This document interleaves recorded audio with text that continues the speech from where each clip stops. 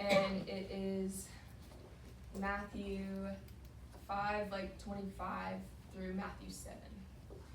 So, yeah.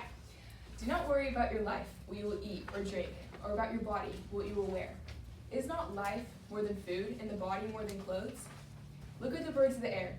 They do not sow or reap or store away in barns, yet your heavenly Father feeds them. Are you not much more valuable than they?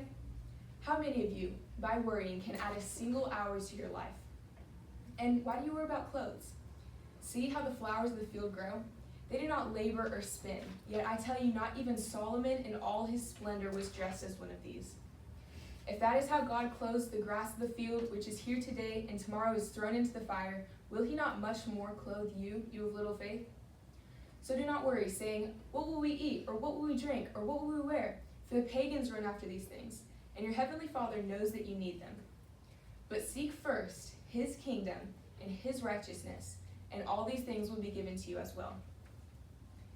So do not worry about for tomorrow will worry about itself. Each day has enough trouble of its own. Do not judge, or you too will be judged.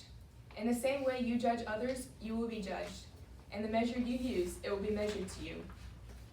How can you look at the speck of sawdust in your brother's eye and pay no attention, how can you look at the speck of sawdust in your brother's eye and pay no attention to the plank that is in your own eye? Why do you say to your brother, let me take the speck out of your eye, when all the time there is a plank in your own eye?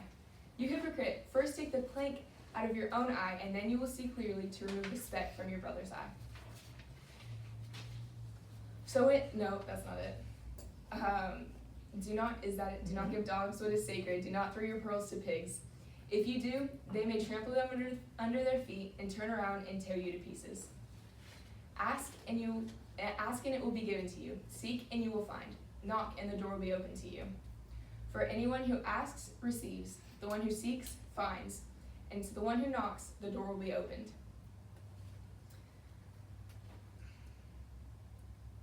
Which of you, if your son asks for bread, will give him a stone? Or if he asks for a fish, will give him a snake?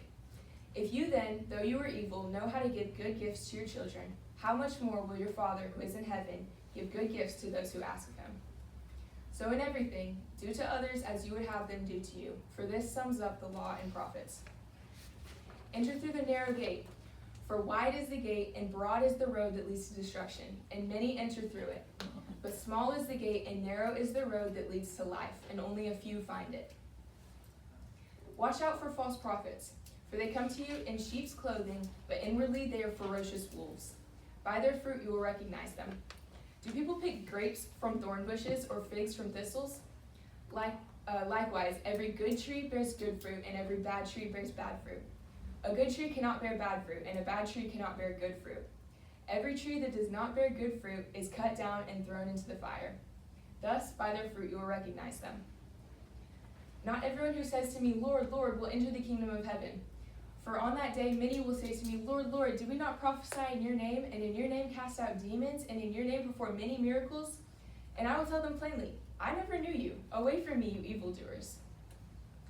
Therefore, anyone who hears these words of mine and puts them into practice is like a wise man who builds his house on the rock. The rain came down, the streams rose, and the wind blew and beat against that house, but it did not fall because it had its foundation on the rock. But anyone who hears these words of mine and does not put them into practice is like a foolish man who builds his house on the sand. The rain came down, the streams rose, and the wind blew and beat against that house, and it fell with a great crash. When Jesus had finished saying these things, the crowds were amazed at his teaching, because he spoke as one who had authority and not as their teachers of the law.